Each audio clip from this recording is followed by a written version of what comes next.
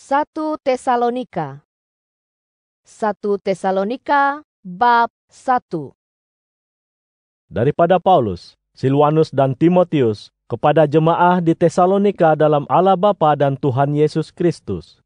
Kasih kurnia dan damai sejahtera menyertai kamu. Kami sentiasa bersyukur kepada Allah kerana kamu semua dan menyebut nama-namamu dalam doa kami. Kami sentiasa ingat betapa kamu telah bekerja dalam iman, berusaha dengan kasih dan bersabar dengan sepenuh harapan kepada Tuhan Yesus Kristus kita di hadapan Allah Bapa kita.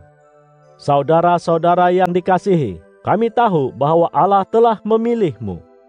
Kerana Injil yang kami beritakan itu telah sampai kepadamu bukan hanya dengan kata-kata tetapi juga dengan kuasa, dengan Roh Kudus dan dengan keyakinan kukuh. Kamu tahu akan sifat dan kehidupan kami sewaktu bersamamu demi kebaikanmu. Kamu mengikut teladan kami dan teladan Tuhan. Walaupun kamu banyak menanggung kesengsaraan, namun kamu menyambut kabar itu dengan sukacita yang datang daripada Roh Kudus. Oleh yang demikian, kamu menjadi teladan kepada semua orang beriman di Makedonia dan Akaya. Firman Tuhan tersebar bukan sahaja di Makedonia dan Akaya, malah di serata tempat. Mereka telah mendengar tentang imanmu kepada Allah, maka kami tidak perlu berkata apa-apa lagi. Mereka sendiri menceritakan bahwa kamu telah menyambut kami dengan baik apabila kami mengunjungimu dahulu, bahwa kamu berpaling daripada menyembah berhala untuk menyembah Allah yang hidup dan benar, dan untuk menantikan kedatangan anaknya dari surga yang telah dibangkitkan Allah daripada kematian, Yesus yang akan menyelamatkan kita daripada kemurkaan yang akan datang. 1 Tesalonika bab 2. Saudara-saudaraku, kamu tahu bahwa kunjungan kami kepadamu tidak sia-sia. Kamu tahu bahwa kami telah dianiaya dan telah dihina di Filipi. Walaupun kami telah ditentang, tetapi dengan pertolongan Allah kita, kami beroleh keberanian untuk menyampaikan Injilnya kepadamu. Seruan kami kepadamu tidak berasaskan kesilapan atau niat yang kotor, maupun usaha untuk memperdayamu. Sebaliknya, kami sentiasa berkata-kata sebagai orang yang dipandang layak olehnya untuk memegang amanah menyampaikan Injil itu. Kami tidaklah berusaha hanya sekadar menyukakan hati manusia, tetapi semata-mata untuk mendapatkan keredaan Allah yang menguji hati kami. Kamu tahu bahwa kami tidak mendekatimu dengan kata-kata sanjungan atau dengan niat tersembunyi untuk mendapatkan keuntungan daripadamu. Allah menjadi saksi kami. Kami juga tidak berusaha mendapatkan pujian manusia, baik daripada kamu maupun orang lain. Walaupun sebagai Rasul Kristus, kami memang boleh menuntut sesuatu daripadamu. Namun ketika kami bersamamu, kami bersikap lemah lembut seperti ibu menjaga anak-anaknya. Kami amat mengasihimu, sehingga kami bukan sahaja berasa sukacita menyampaikan Injil daripada Allah kepadamu, malah sanggup memberikan kehidupan dan nyawa kami untukmu karena kamu amat kami kasihi. Saudara-saudaraku, tentu kamu ingat betapa kami bertungkus lumus siang malam, agar tidak membebankan kamu ketika kami menyebarkan Injil daripada Allah. Kamu menjadi saksi kami di samping Allah, bahwa setiap perbuatan kami suci, benar dan tiada cacat celanya dalam kalangan kamu yang beriman. Kamu tahu betapa kami menasihati, menggalakkan dan menyeru kamu seperti bapa terhadap anak-anaknya, supaya kamu hidup dengan cara yang diridai Allah yang memanggilmu ke dalam kerajaannya serta kemuliaannya.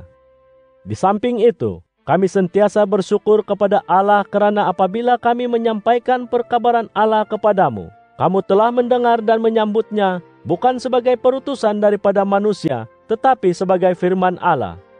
Memang benar perkabaran itu daripada Allah yang bekerja dalam dirimu yang beriman. Saudara-saudaraku, kamu telah mengikut teladan jemaah Allah di Yudea dalam Kristus Yesus. Kamu dianiaya oleh bangsamu sendiri, sebagaimana jemaah di Yudea dianiaya oleh orang Yahudi. Orang Yahudi telah membunuh Tuhan Yesus dan nabi-nabi mereka sendiri serta mengusir kami keluar. Mereka menyakitkan hati Allah, memusuhi semua manusia, serta menghalang kami daripada menyebarkan perkabaran kepada bangsa-bangsa asing supaya mereka beroleh penyelamatan. Demikianlah orang Yahudi berterusan melakukan dosa sehingga sampai hadnya. Kini seluruh kemurkaan Allah menimpa mereka. Saudara-saudara, meskipun kami terpisah jauh daripadamu bagi sementara waktu, namun hati kami tetap dekat denganmu dan amat merinduimu. Kami berusaha sedaya upaya untuk bertemu lagi denganmu. Kami berhasrat mengunjungimu lagi. Aku, Paulus, telah berusaha berkali-kali untuk melawatmu, tetapi kami telah dihalang oleh iblis. Siapakah harapan, kesukaan, atau mahkota yang akan kami megahkan kelak di hadapan Tuhan kita Yesus ketika Dia datang nanti? Bukankah kamu? Memang kamulah kemuliaan dan kegembiraan kami. 1 Tesalonika bab 3. Apabila kami tidak tertahan lagi, kami membuat keputusan untuk tinggal seorang diri di Athena. Sementara itu kami mengutus Timotius, saudara kami dan rakan sekerja Allah dalam Injil Kristus, untuk menetapkan hatimu dan meneguhkan imanmu, supaya tiada seorang pun daripadamu goyah pendirian akibat penganiayaan itu. Kamu tahu bahwa ini sudah ditentukan untuk kita. Sewaktu kami bersamamu dahulu, kami telah pun menyatakan bahwa kita akan dianiaya. Kini kamu telah melihat bahwa penganiayaan itu benar-benar berlaku.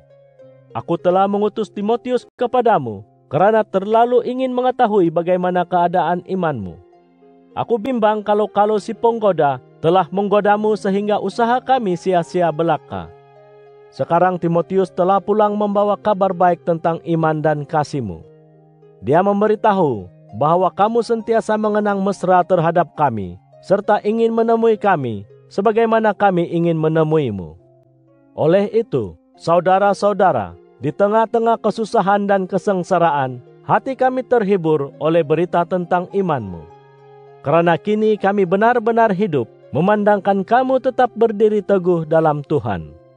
Bagaimanakah kami harus bersyukur kepada Allah atas segala kegembiraan yang kami rasakan karena kamu di hadapan Allah kita? Siang malam kami berdoa sepenuh hati, semoga kami dapat menemuimu dan melengkapkan apa yang masih kurang dalam imanmu. Semoga Allah dan Bapa kita dan Yesus Tuhan kita melorongkan pertemuan kita. Semoga Tuhan menjadikanmu semakin kasih mengasihi dan semakin mengasihi sesama manusia sebagaimana kami mengasihimu. Dengan demikian, Tuhan akan memperteguh hatimu sehingga kamu menjadi suci, tiada cacat cela di hadapan Allah Bapa kita, semasa Tuhan kita Yesus datang dengan semua pengikutnya yang saleh. 1 Tesalonika bab 4. Akhirnya, saudara-saudaraku, dengan nama Tuhan Yesus, kami meminta dan menyeru kamu, sebagaimana yang kamu pelajari daripada kami, supaya kamu menegakkan cara hidup yang diredai Allah. Sebagaimana yang telah kamu lakukan sedemikian, lakukannya dengan lebih bersungguh-sungguh. Kamu mengetahui petunjuk-petunjuk yang telah kami berikan kepadamu melalui Tuhan Yesus. Allah menghendakimu hidup suci dan menjauhkan diri daripada perbuatan cabul. Hendaklah kamu masing-masing tahu bagaimana mengawal tubuh badan sendiri dan hidup dalam kesucian dan kehormatan, serta tidak menurut hawa nafsu seperti yang dilakukan oleh orang yang tidak mengenal Allah. Janganlah sesiapa berbuat salah kepada saudaranya atau memperdayanya dalam hal ini. Kami telah menyatakan ini kepadamu dahulu dan memberikan amaran keras bahwa Tuhan akan menimpakan pembalasan kepada orang yang melakukan kesalahan demikian. Allah tidak memanggil kita supaya hidup cabul, tetapi agar hidup dalam kesucian. Oleh yang demikian, sesiapa yang menolak ajaran ini, bukanlah sekadar menolak manusia, tetapi menolak Allah yang mengurniai kita Roh Kudus-Nya. Kami tidak perlu menuliskan tentang kasih persaudaraan, karena Allah telah mengajarmu supaya kasih mengasihi satu sama lain. Kamu telah pun mengamalkannya terhadap saudara-saudara seiman di serata Makedonia. Namun demikian, saudara-saudaraku, kami menyerumu supaya lebih kasih mengasihi lagi. Berusahalah untuk hidup tenang, usah campuri hal orang, dan carilah nafkah sendiri, sebagaimana yang kami katakan kepadamu dahulu. Dengan demikian, kamu akan dihormati oleh mereka yang bukan pengikut Kristus, dan kamu tidak akan kekurangan apa-apa. Saudara-saudaraku, kami mahu kamu mengetahui kebenaran tentang orang yang telah mati, agar kamu tidak bersedih seperti orang yang tidak mempunyai harapan. Kita percaya bahwa Yesus telah mati dan hidup semula. Kita juga percaya bahwa mereka yang beriman kepada Yesus dan kemudiannya mati akan dihidupkan semula oleh Allah untuk hidup bersamanya. Inilah ajaran Tuhan yang kami sampaikan kepadamu, bahwa pada hari kedatangan Tuhan yang masih hidup tidak akan mendahului mereka yang sudah mati. Pada waktu itu, Tuhan akan turun dari surga dengan satu seruan yang kuat, dengan suara malaikat agung, dan dengan sangkakala Allah. Mereka yang telah mati dalam Kristus akan dibangkitkan terlebih dahulu. Kemudian kita yang masih hidup ketika itu akan diangkat bersama mereka ke awan untuk bertemu dengan Tuhan di angkasa. Lantas kita akan bersama Tuhan selama-lamanya. Oleh itu, hendaklah kamu menyenangkan hati sesama sendiri dengan kata-kata ini. 1 Tesalonika bab 5. Saudara-saudara, soal tentang masa dan detiknya, tidaklah perlu kami tulis kepadamu. Kamu cukup mengetahui hari kedatangan Tuhan akan tiba, seperti datangnya pencuri pada malam hari. Ketika orang berkata, segalanya aman tentram, maka ketika itulah mereka akan ditimpa kebinasaan dalam sekelip mata, seperti seorang perempuan ditimpa rasa sakit semasa akan melahirkan anak. Tiada siapapun dapat melepaskan diri. Tetapi saudara-saudara, kamu tidak hidup dalam kegelapan. Hari itu tidak seharusnya mengejutkan kamu seperti datangnya pencuri. Kamu semua anak cahaya, anak siang. Kita bukanlah makhluk malam atau kegelapan. Oleh yang demikian, janganlah kita tidur seperti orang lain. Marilah kita berjaga dan berkeadaan siuman. Orang yang tidur, tidur pada waktu malam. Orang yang mabuk, mabuk pada waktu malam. Tetapi kita anak-anak siang, hendaklah sentiasa waras dan waspada. Jadikan iman dan kasih perisai dada kita, serta harapan diselamatkan sebagai ketopong pelindung kepala. Allah memilih kita bukannya untuk menanggung kemurkaannya, tetapi untuk diselamatkan melalui Tuhan kita Yesus Kristus. Yesus telah mati untuk kita, supaya kita dapat hidup bersamanya sewaktu Dia datang nanti, sama ada kita terjaga atau tertidur mati pada masa itu. Oleh yang demikian, hendaklah kamu saling menggalakkan dan meneguhkan, sebagaimana yang kamu lakukan sekarang.